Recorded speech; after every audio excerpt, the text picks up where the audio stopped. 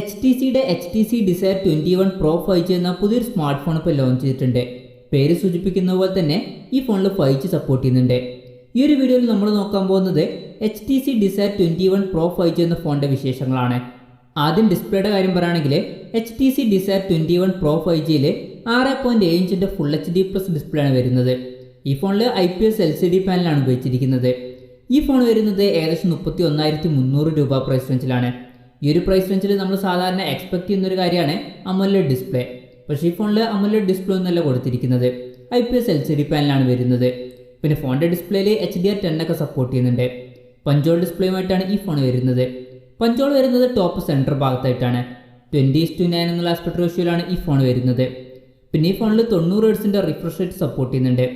ഫോണിൻ്റെ finger print sensor വരുന്നത് ഫോണിൻ്റെ സൈഡിൽ പവർ ബട്ടണിൽ ഇൻ്റഗ്രേറ്റ് ചെയ്തിട്ടാണ്.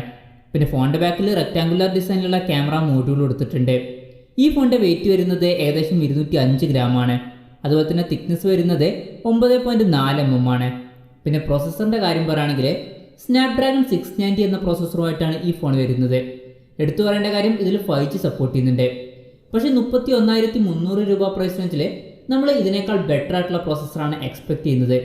31,300 രൂപ പ്രൈസ് റേഞ്ചിൽ സ്നാപ്ഡ്രാഗൺ 690 എന്ന പ്രോസസ്സർ അത്ര നല്ലൊരു പ്രോസസ്സർ അല്ല. 15,000 രൂപ പ്രൈസ് റേഞ്ചിലൊക്കെ ഈ പ്രോസസ്സർ തരക്കേടില്ലാത്തൊരു പ്രോസസ്സറായിരിക്കും. മാക്സിമം പോകുകയാണെന്നുണ്ടെങ്കിൽ 20,000 രൂപ. 20,000 രൂപയ്ക്ക് മുകളിലൊക്കെ സ്നാപ്ഡ്രാഗൺ 700 സീരീസിൽ വരുന്ന 5G പ്രോസസ്സറായിരിക്കും കുറച്ചും കൂടി ബെറ്റർ. ആ പ്രോസസ്സറിൻ്റെ കാര്യത്തിൽ ഈ ഒരു പ്രൈസ് റേഞ്ചിൽ ഈ ഒരു പ്രോസസ്സർ നിരാശപ്പെടുത്തി എന്നൊക്കെ പറയേണ്ടി വരും. പിന്നെ ഈ ഫോണിൽ 8 GB റാം കൊടുത്തിട്ടുണ്ട്. 128 GB ഇൻറ്റേർണലും വരുന്നുണ്ട്. പിന്നെ മെമ്മറി എക്സ്പാൻഡ് ചെയ്യണമെന്നുണ്ടെങ്കിൽ ഈ ഫോണിൽ മെമ്മറി കാർഡ് സ്ലോട്ട് കൊടുത്തിട്ടുണ്ട്. പിന്നെ ആൻഡ്രോയിഡ് 10 ബേസ് ആയിട്ടുള്ള സോഫ്റ്റ്വെയറുമായിട്ടാണ് ഈ ഫോൺ വരുന്നത്. ക്യാമറയുടെ കാര്യം പറയുകയാണെങ്കിൽ ഫോണിൻ്റെ പിന്നിൽ 4 ക്യാമറ സെൻസേഴ്സാണ് വരുന്നത്.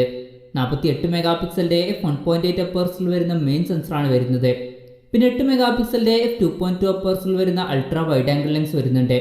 പിന്നെ 2 മെഗാപിക്സലിൻ്റെ f2.4 അപ്പേഴ്സിൽ വരുന്ന ഡെപ്ത് സെൻസറും അതുപോലെ 2 മെഗാപിക്സലിൻ്റെ f2.4 അപ്പേഴ്സിൽ വരുന്ന മാക്രോ ലെൻസും വരുന്നുണ്ട്.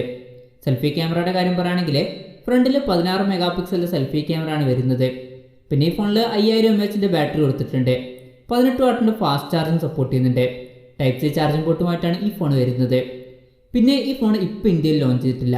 ഇപ്പോൾ തൈവാനിലാണ് ഈ ഫോൺ ലോഞ്ച് ചെയ്തിരിക്കുന്നത്. ഈ ഫോണിൻ്റെ വില വരുന്നത് ഏകദേശം 31,300 രൂപ പ്രൈസ് റേഞ്ചിലാണ്.